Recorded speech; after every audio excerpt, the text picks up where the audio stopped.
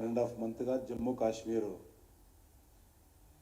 ఎన్నికల ఇన్ఛార్జిగా ఉండడంతో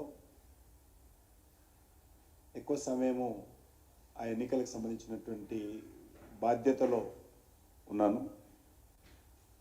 మొన్న రాత్రి ఎన్నికలు పూర్తయితే నిన్న ఉదయం నుంచే మళ్ళీ మన తెలంగాణ రాష్ట్రానికి రావడము, నా కాన్స్టిట్యున్సీలో నిన్న స్వచ్ఛ భారత్ కార్యక్రమాలు కానీ లేక మూసి రివర్ ఫ్రంట్లో ఏదైతే నివాసం ఉంటున్నటువంటి పేదలకు ధైర్యం చెప్పేటువంటి పని నిన్న మొదలుపెట్టడం జరిగింది. మిత్రులందరికీ నమస్కారం. కాంగ్రెస్ పార్టీ ప్రభుత్వము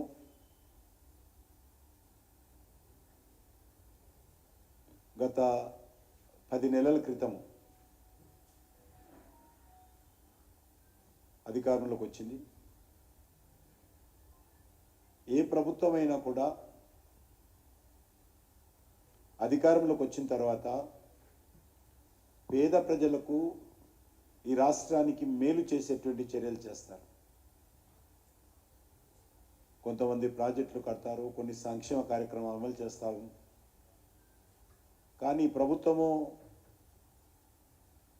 మనం చూస్తూ ఉన్నాము, ఒక్క స్కూలు కట్టలేదు, ఒక్క పేదవాడి బడుగు బలైన వర్గాలకు సంబంధించినటువంటి ఇందిరమ్మ ఇళ్ల గృహ సముదాయానికి ఒక్క దగ్గర కూడా శంకుస్థాపన కూడా చేయలేదు.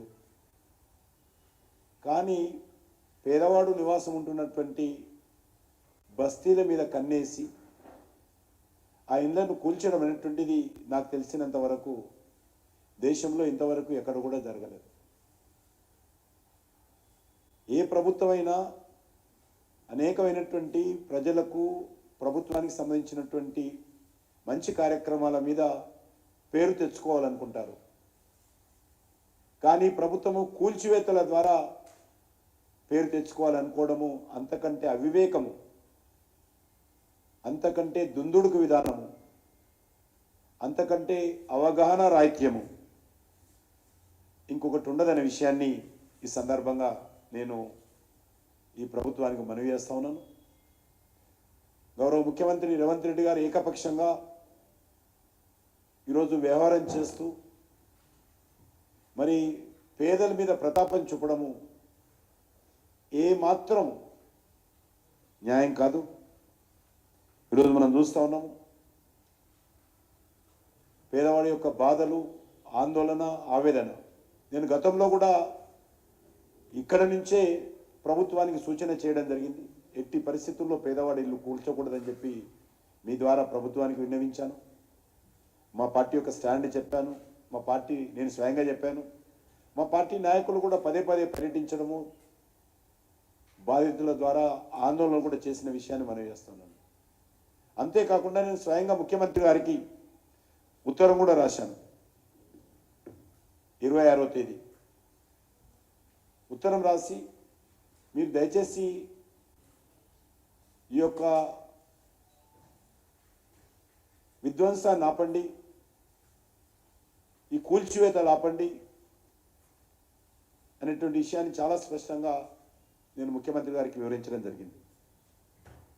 కానీ ఇవేవి ప్రజల ఆందోళనను కానీ ప్రజల మనోవేదనను కానీ పరిగణలోకి తీసుకోకుండా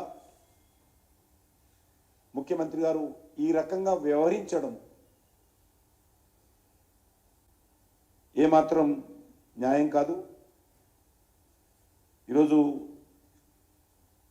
నేను మనవి చేస్తా ఉన్నాను,